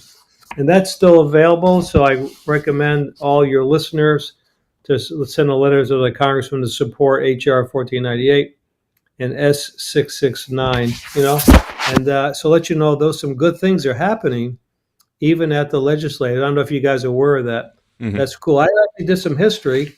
And I looked in my past, and it says HCR 32 in 2012. Now listen to this. This was in New Hampshire. You can look this up. With complete withdrawal of members of the United States from the United Nations, so we can retain our sovereignty and control over the United States and our military forces. Representative Tregenza and Carr. I don't know if they're still in your legislature any longer, but they actually supported this bill in 2012 and 13, urging people to withdraw from the membership of the United Nations completely, and that was done on the state level, and they sent it out to Congress. So you got some guys. I don't know if they're still a member of your legislation, but hats off to those folks who recognize that UN is not a good deal at all. I must have helped them with that one when I lived there, but I can't remember their names per se. Well, let me ask you this, Wayne, because I think if you were to do a man on the street and you were to ask the average person, what does the UN do in terms of benefits for the United States? Or, I guess you could word it another way. What's the logic behind selling out to the United Nations and to global interests? I don't think people actually understand any of this. They don't really understand what the UN is. They don't understand what the UN does. They don't understand what the ramifications are. So let's kind of flip that narrative on its head. If the United States were to exit the United Nations, what would the immediately noticeable impact be to the country, to our military, and to the citizens? All good things. So our military would not be under the auspice of the United Nations. The Blue Helmet program would disappear. We would never gone into Korea or the Vietnam. You know that? If we I didn't didn't. participate. No, we'd never not have done that at all. Not at all. That was a UN deal. And what happens in the office of the United Nations down below, there's a lot of espionage work that goes on all the time. All those folks, remember Trump had this talk a couple of weeks ago, and he was saying, "Hey, you guys are a bunch of socialists. You know, there'll never be another socialist government. You guys have talked about peace, but nothing ever happened about peace. It's all about war." So the benefit, there's no benefit, and it's only to foster world government. That's the whole reason why it exists. No, we had this thing called 10 Reasons to Get Us Out of the United Nations. So let me read this down. I'll answer your question. Every UN Secretary General has been either a communist or socialist since 1945. Let me just go through the names to give you some ideas. Alger Hiss, communist, United States. Trygve Lie, socialist, Norway. Dag Hammarskjöld, socialist, Sweden. U Thant, socialist, Burma. Kurt Waldheim, Nazi, socialist, Austria. Javier de Celiar, socialist, Peru. Boutros Boutros-Ghali, socialist, Egyptian. Kofi Annan was a socialist in Ghana. Ban Ki-moon, socialist in South Korea. And Antonio Guterres, he's a communist from Portugal. What do you think about that? What I think is that we've been a part of an organization that has been hell-bent on trying to bring about a one-world government, the type where you'll own nothing and be happy about it. And we are supposed to be the last bastion of freedom and liberty in the world. And in order to get their one world government, they have to supplant the number one thing preventing it, which simultaneously is also the number one force, propping up everything that they decide they need to do. Every time the UN wants to do something, it's U.S. troops, U.S. arms, U.S. money that is backing it up. And at the very same time, they are wholly antithetical to everything the United States stands for. Absolutely. Our rights come from God. According to the UN, their rights come from the organization called the UN. Here's a conclusion. This little article we wrote, 10 Reasons to Get Out, says the United Nations is not taking over the United States. What has really occurred in the United States is being delivered to the United Nations. That's what's going on. Piece by piece. Yep. One of the things that I hear quite a bit is the UN's charter that would override the U.S. Constitution. I mean, we understand the sovereignty; they don't want American sovereignty, but the overriding of the U.S. Constitution. So, Article 25: members of the United Nations agree to accept and carry out the decisions of the United Nations Security Council in accordance with the present charter. That directly contradicts the oath of office for every single American politician, who has and military member, law enforcement officer, even town administrator. If you're sworn in, you swear an oath to the Constitution of the United States. Period. Yes. Exactly. And so we don't bow before foreign flags. We don't put foreign flags above our own, and we don't put other organizations' charters or their constitutions above our own. But yet membership in the United Nations specifically would require member nations and the legislators and representatives of those nations to disregard their own founding documents and put those in favor of UN charter documents. That's correct. You're right, exactly right. UN Charter, Article 25, overrides U.S. Constitution, American sovereignty. Absolutely correct. And then, of course, that brings up the question of, which is something that I think, if you were to talk about the negative consequences of being involved in the UN, I think at least every red-blooded American, at least every red-blooded Granite stater would certainly tell you, I don't want them damn blue helmets coming for my guns. Because, that's exactly what it is. The United Nations wants complete disarmament of American citizens. Oh, yeah, that's it. That's listed, too, in the articles. Absolutely guarantee it. No question about it in my mind. It talks about, it's really, UN seeks to disarm America. It's the Second Amendment. Absolutely right. It's all involved in the arms treaty adopted in 2013 to ultimately disarm Americans, of course. But you're right, and Julian was right, is that it's all about world government. And you're right, they have to be here in the United States to subvert. We're the last, let's face it, guys, we're the last we're the last stand. And what a crazy, the Rockefellers put the UN right in the East River in New York City. Here we are, capitalist USA one, right? Wall Street and all. And what a nice place to put it on the East River. But yes, it has been that from the beginning. As I listen to all who's the head of all the UN, they're all socialists and communists. And none of these guys are our friends. Trust me, none. You can look at the history. We have books called UN Exposed, Fearful Master. The things they did, atrocities over the years, absolutely unbelievable. But most Americans look at it as a building that'll give us peace. And Trump said, you guys talk about peace, but I haven't seen any of that. And he's very true. That's not what they're up for. It's a charade. I got to be honest with you. I mean, listening to the cast of characters that you listed off there for UN Secretary General, especially Boutros Ghali and Kofi Annan, it's kind of like, geez, why didn't Idi Amin have his day in the sun? Let's see. I guess he was dead because he couldn't sign up. Well, he was alive at one point. I mean, come on. I'm surprised they didn't plug him in there.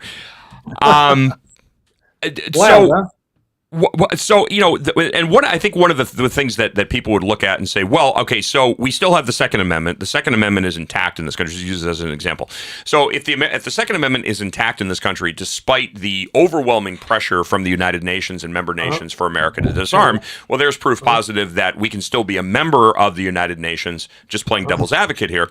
That we can be a member of the United Nations, but we can basically be selective in terms of which one of their I don't want to call it mandate, but I guess for lack of a better term, we can be selective in terms of which of their mandates we choose to apply and employ, and which ones we choose to disregard and not employ. How would you respond to that pushback? Okay, well, that hasn't been ratified by the U.S. Senate, number one. But let's talk about the ones that we're stuck with. How about WHO? We found that when we got COVID, didn't we? Yeah. And we just got out of that, right? Remember Kennedy said we got to get out of WHO. That was all over our head all day long.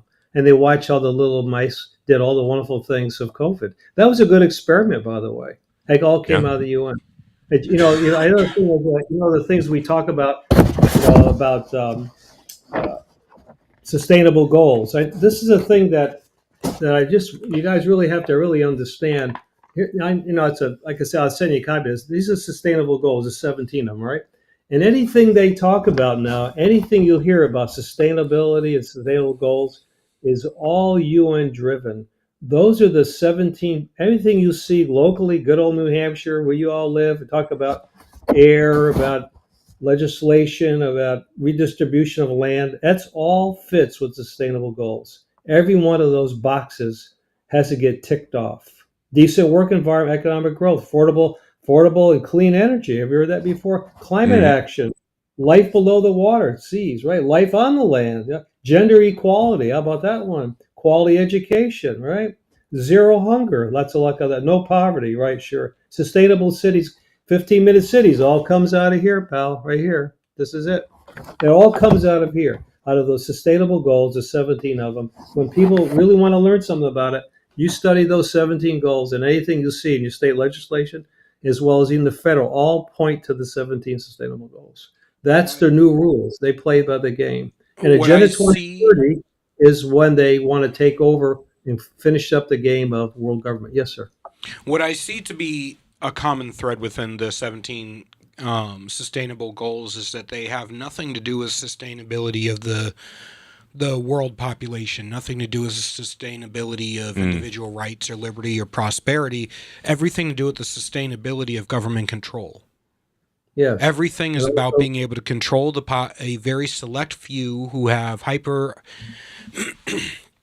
idealistic goals about how they would like to run and manipulate society, being able to control the population so that the population, if you keep everybody within a 15-minute city and you restrict their ability to move and their ability to own things and say things and read things and learn things, and you have the ability to control their decision making by limiting their decision making capacity. Well, of course, Yes, I'm sorry, but it, in more in keeping with that too, in the document that they put out there, the Freedom from War document, which was seeking to disarm every member nation, but what was really, and I'm paraphrasing, but it was we're going to disarm all of these member nations except for the arms that are necessary for internal programs. So it's, we're going to make sure that everybody's disarmed, but we're going to make sure that government officials have sufficient weaponry to be able to keep you in line. Yeah, we call you see the picture over here. It's the old famous Blue Helmet program, right? That's it. Betrayal in blue. That's it. Yeah. This is this magazine we published a couple of months ago, right? Global Power Grab. That's what it's all about, guys. Absolutely. It's been around. And they tout to that. Absolutely guarantee it. It's all about world government, and that is the head of all of it. WEF, all that emanates out of the United Nations. And it has been from the beginning. And so they dress it up as peacekeeping, humanitarian, but I mean, not at all, not even for a minute, not even for a minute. So I asked, what good thing can you tell me it really was a result of spending $12 or $13 billion a year being part of the UN on our soil that you can point to and say, boy, am I glad we're part of the UN. Name me a couple of good things that come out of it. And yes, they did feed a couple of hungry kids someplace in Africa or Saudi Arabia over the years. But of course, they came with strings attached because they kept their communist socialist dictator in power. But what thing can you point to? Yeah. I mean, to be honest with you, Akon, a famous rapper, fed more, gave water to more, gave electricity to more. Yeah. So I say, why do I need the UN? I could just send Akon to go solve all the problems in Africa. He's done a far better job. Hey, I have the perfect solution. We get out of the United Nations and we send all of our tax-deductible donations to the Clinton Global Initiative because look at the great job they did down there in Haiti, right? Let's give them props for that. That's a good deal. Yeah, sure. Why not? Oy vey. All right, Wayne Morrow, we are flat out of time, unfortunately, but we're going to get you back on the program again. So thank you, but got to get us out. That's it. That's easy. God bless you guys back in New Hampshire, but yes. God bless you, Wayne. Appreciate it. Wayne Morrow, CEO of John Birch Society. JBS.org is the website. Again, JBS.org, the John Birch Society. All right, that is going to do it for this Tuesday night edition of Granite State Live. Always a privilege and a pleasure to be with you each and every, or almost each and every Tuesday night. Of course, I was in the great state of Texas last week, back this week, and I will be back again next week as well to do it all over again. Until then, folks, stay safe, be well, and remember, civility does work. Be nice to one another. God bless everybody.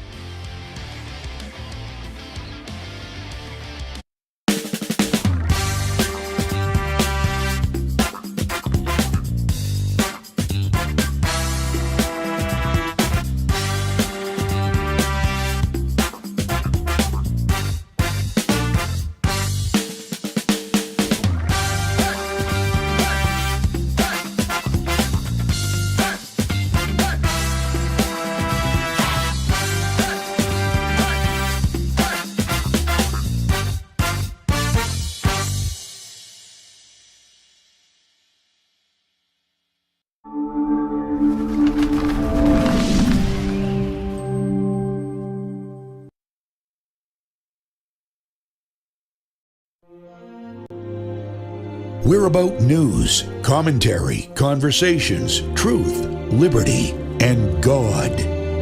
We stand for American values and our flag. We believe that the Constitution is a document that fortifies rights already given to us by our Creator. We will not apologize for our love of God and country, ever. We are Right America Media.